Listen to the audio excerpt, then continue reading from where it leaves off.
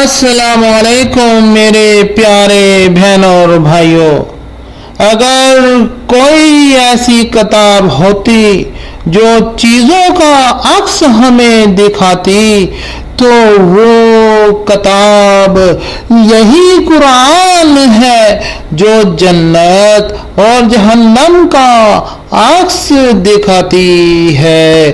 خدا جانتا ہے کہ قرآن صاحبان ایمان کے لیے مخصوصاً اگر وہ اہل علم ہوں کیا معجزے اور کرامتیں لیے ہوئے ہیں اور وہ کن چیزوں کا قرآن سے مشاہدہ کر سکتے ہیں۔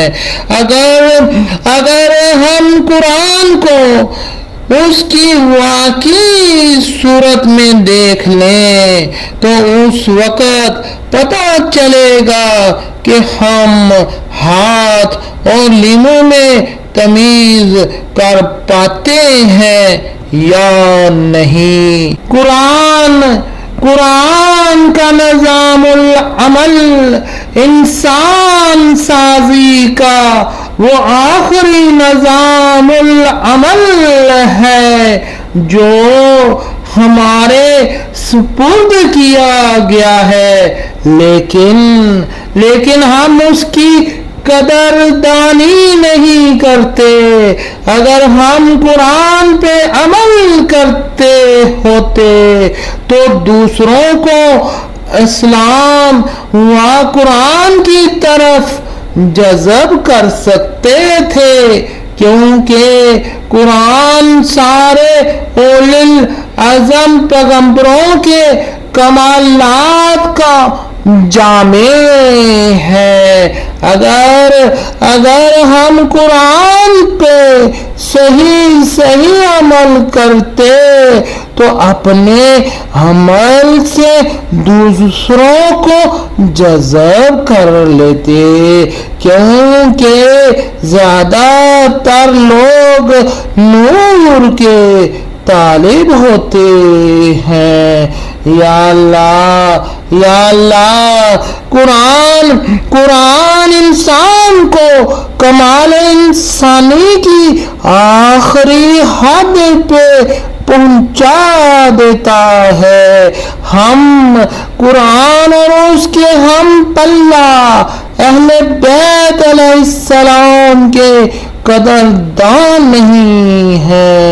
مسلسل قرآن پہ نظر کرنا درد چشم کی دعا ہے۔ اگر ہم قرآن سے استفادہ نہیں کرتے ہیں تو اس کی وجہ یہ ہے کہ ہمارا یقین کمزور ہے۔ خدا جانتا ہے کہ قرآن کا حفظ کرنا اس رحمت الہی کے معدن و منبع سے استفادہ کرنے میں کتنا عمل دخل رکھتا ہے۔ ہم قرآن سے کما حق استفادہ نہیں کرتے۔ یہ آیت کریمہ اگر کوئی ایسا قرآن ہوتا جس کے ذریعے پہاڑوں کو چلایا جاتا یا زمین کو یا شکافتہ کیا جاتا یا مردوں سے بات کی جاتی، قرآن کیا کہہ رہا ہے؟ کیا آیت کریمہ میں ذکر شدہ باتیں محال اور واقع نہ ہونے والی باتوں کا فرض ہے، یا پھر قرآن کہنا چاہتا ہے کہ اہل افراد اسی قرآن سے یہ سارے کام انجام دیتے۔ قرآن سے وہی زیادہ آشنائی رکھتا ہے جو اس میں زیادہ تدبر اور غور و فکر کرتا ہے۔ احادیث بھی مجموعاً قرآن ہی کی مثل ہے۔ اگر ہم سچ کہتے ہیں کہ قرآن اسلحہ ہے تو پھر کسی اور اسلحے کی کیا احتیاج؟ کیا ہم کچھ جانتے ہیں کہ قرآن دیگر مکتوبات جیسا نہیں ہے؟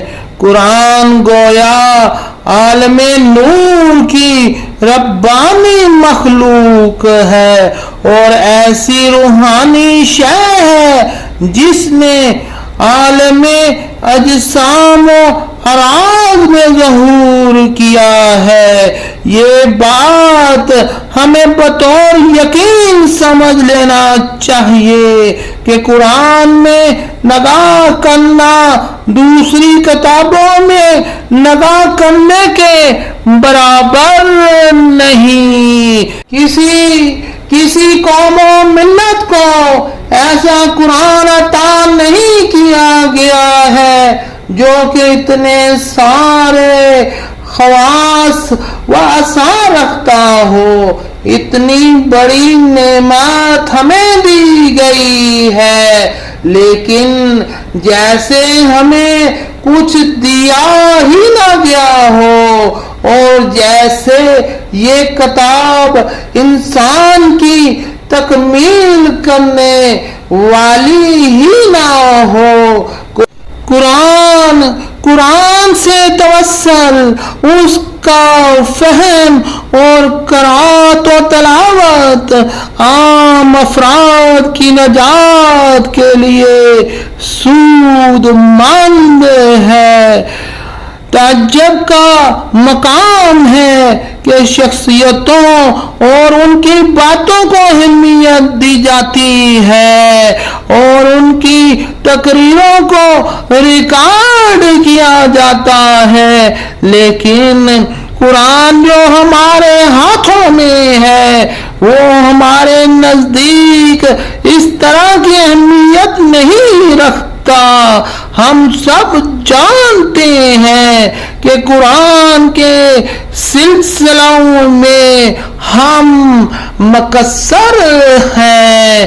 یا اللہ یا اللہ یا اللہ، بحق محمد مصطفیٰ صلی اللہ علیہ وآلہ وسلم، یا اللہ یا اللہ یا اللہ، ہمیں اپنی معرفت عطا فرما، ہمیں اپنے پیاروں کی معرفت عطا فرما، ہمیں قرآن کی معرفت عطا فرما، ہمیں ہماری معرفت عطا فرما۔